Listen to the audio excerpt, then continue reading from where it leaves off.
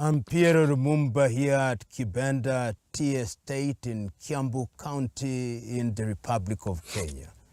Our conversations continue, and today we look at an iconic individual, Nelson Rolihlahla Mandela, otherwise known by his clan name Madiba. When the history of the struggle for independence, and particularly the history against the apartheid movement, is written, the name of Mandela stands out.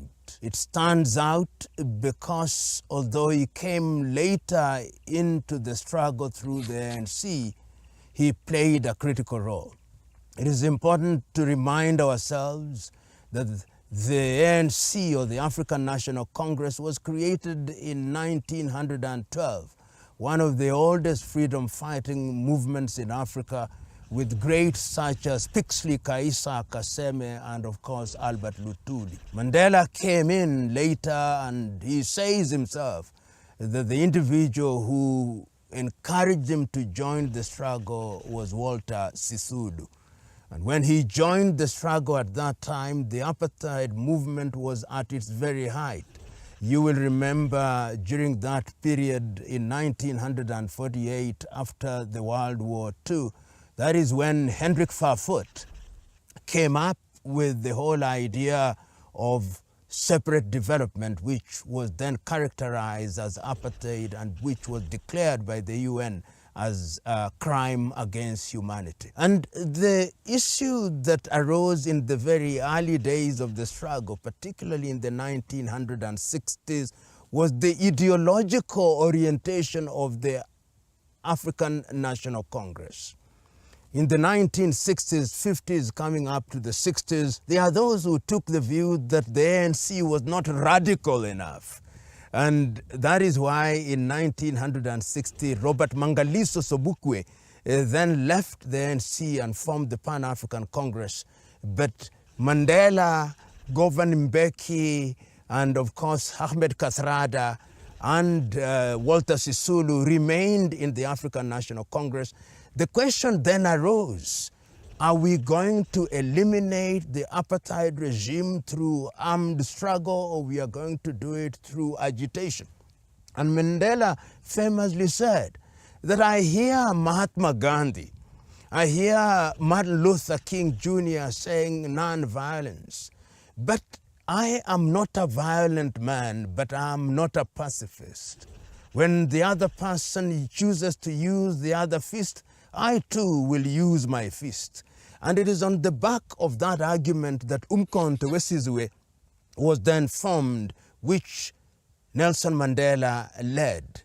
Umkhonto weSizwe meaning the spear of the nation, which became the armed wing of the African National Congress. And Mandela's legacy begins to emerge in a very unique way at that particular time, when he leads Umkhonto weSizwe and they begin to attack apartheid installations within the country that we know as South Africa.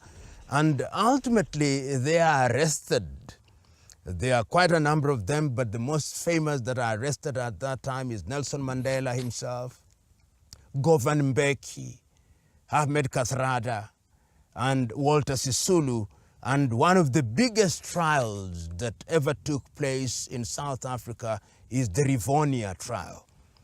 That is when Mandela stands out. In his defense, he issues a statement. He speaks for 3 hours in his defense and issues a statement at the end of it that this is a cause for which I am prepared to die. That is the struggle against apartheid. He takes the view that apartheid must be destroyed and that we must have a South Africa where all are equal, a South Africa where there is no Bantustanization. And we will remember at that time that the apartheid regime after Verwoerd, then of course there is John Vorster, then there is Botha, then there is de Klerk. have already started recruiting some blacks, and they are Bantustanizing the country, where they are creating enclaves where blacks would live. They are already having people who are fifth columnists who are trying to destabilize the struggle. And it is in this regard, therefore, that Mandela is speaking and saying, we want to create a South Africa where we'll enjoy our minerals, a South Africa where we'll be equal, a South Africa where everybody's vote is going to have meaning. At the Rivonia trial, history now tells us that the British were very involved. And in fact, there are elements within the British government who took the view that all the Rivonia individuals who are being tried should be executed. But sense prevails, and it is declared that they will serve for life. That is how they are then taken to Robben Island. And when one visits Robben Island, you'll see the kind of punishment that they went through, particularly during the early days.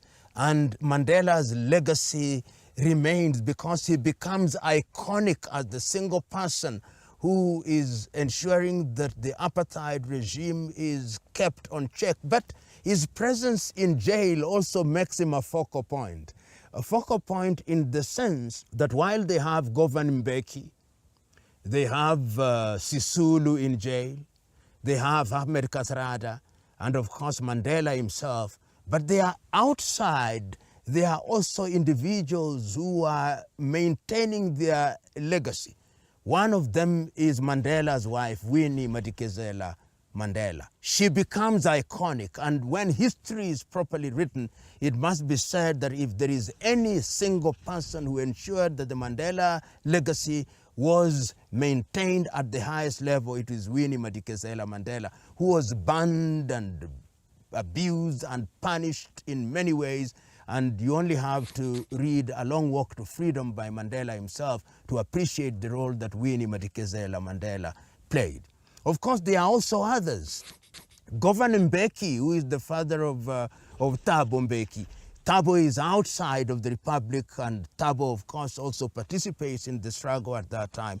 And of course, in the case of Walter Sisulu, the wife Albertina Sisulu is also out, and the young daughter at that time, Lindiwe Sisulu, is also out. At Ahmed Kathrada are also people who are operating. And outside, there are younger people who are continuing the Mandela legacy.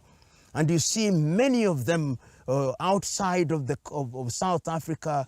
Oliver Tambo is the quintessential ambassador of the African National Union, and they play a big role in ensuring that the story of those in the Robben Island is kept alive.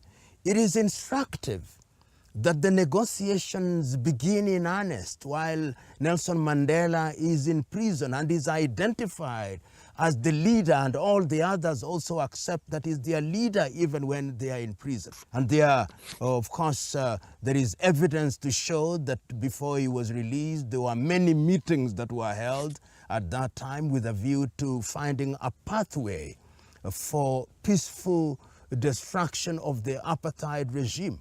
There were difficult individuals such as Pik Botha, who was a dyed-in-the-wool racist, who took the view that the black man should never get the vote, who took the view that the land that had been taken cannot be returned. Then, of course, that there was the cantankerous John Vorster, who also became the Prime Minister of the Nationalist Party. But things begin to thaw a little with Frederick de Klerk. And that is where you now begin to see the Mandela effect. People don't talk about it as frequently as they should. The Mandela effect outside of the arena, he's in prison and he's already choreographing how all this is going to happen. He is ensuring that Thabo is doing his diplomacy. Thabo is with Gaddafi. Thabo is with Castro. Thabo is with leading thinkers such as Nyerere. Thabo is with Kaunda. Thabo is with Nkrumah. Thabo is talking to all these fellows. Thabo is with Mugabe, keeping the movement alive and ensuring that people are trained in Mkhonto where there are also younger people who are following after Mandela, some of whom die, like Tiro Ngopotse, who dies in Botswana, and many others, Solomon Mahlangu, who also dies. And through the activity, you know that through the conversations of Nelson Mandela, that's how Nyerere then creates a school for the ANC, Solomon Mahlangu School, which was in Morogoro in Tanzania. So the negotiations go on, but Mandela is very measured, because the whites you are dealing with in South Africa are not your typical colonialists who you will tell to go to Britain, you will tell to go to France, you will tell to go to Portugal. They are saying, this is our land, we are going nowhere. How are you going to deal with them? Because they own almost 80% of the land.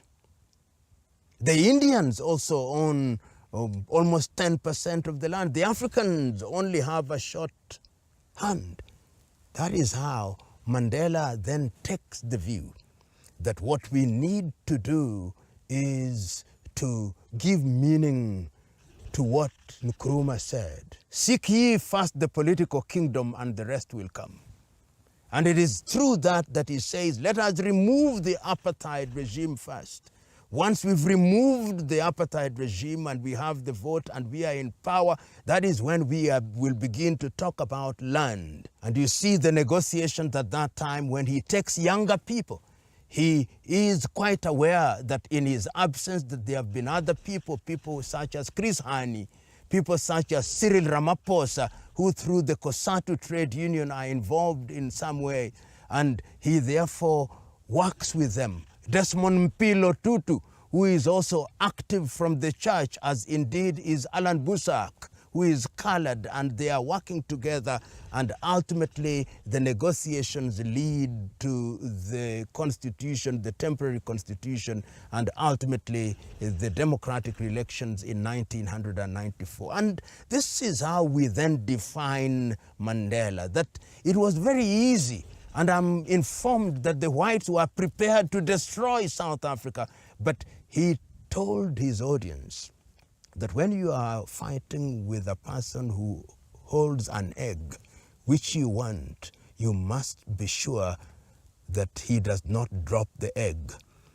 You must be sure that you persuade him to put the egg down. And that is what Mandela did. And that, I think, is the justification for his winning the Nobel Prize. That when the country was at crossroads, when the country would have destroyed, he knew when to give in and when to retreat and when to advance. And that is a legacy that you cannot deny him. Number two, he recognized that you must have an army of young people who are going to work with you.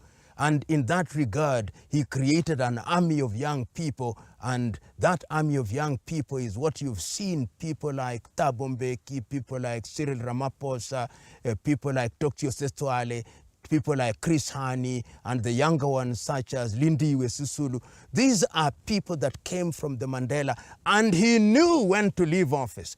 Mandela would have died in office, but he said, no, at my age, it is unfair for me to continue. There are younger South Africans, and he told South Africans, I'm going to Kunu in my rural village. Don't call me. When I need you, I'll call you. And the other thing, he knew his friends. He told the Americans, don't choose my friends for me. Where were you when we were fighting? Gaddafi was there for us. Where were you when we were fighting? Yasser Arafat was there for us. Where were you when we were fighting? Fidel Castro was there for us. Don't choose for our friends for us. And I remember him saying this in the United States of America, telling the United States of America, you are one of the worst countries, one of the warmongers in the world. He went on to tell them, is it not true that in fact, when Japan was retreating on all fronts, you used the atom bomb in Hiroshima and Nagasaki not to destroy Japan only, but also to tell the Soviet Union, if you play with us, this is what is going to happen with you. Courage. And he famously said When I say one is courageous, I do not mean that he has no fear. All human beings fear, but courage is our ability to conquer fear. And I think when we remember Mandela, we'll remember that. But there is one outstanding question, the last colonial question, the question of land. I see many people blaming Mandela, saying, but the land question was not resolved.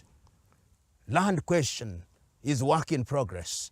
And I believe the younger generation of South Africans, the younger generation of freedom fighters, such as my friend Julius Selo Malema, these are the individuals that must now engage in that fight to ensure that the land question and the economic situation of South Africans, black South Africans, is restored. Mandela built the foundation.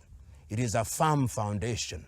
It is the duty of the younger generation to now build the walls in the knowledge that this fight against evil is a fight which is fought by generations. Nelson Rolihlahla Mandela was a great man, a great South African, a great African, and a great human being, and he'll be remembered fondly by persons of goodwill. Thank you very much. We continue our conversation. The continent of Africa is a continent that deserves to be addressed at different points and from different standpoints. But let us say our goodbyes in the knowledge that the conversation continues apace. Goodbye.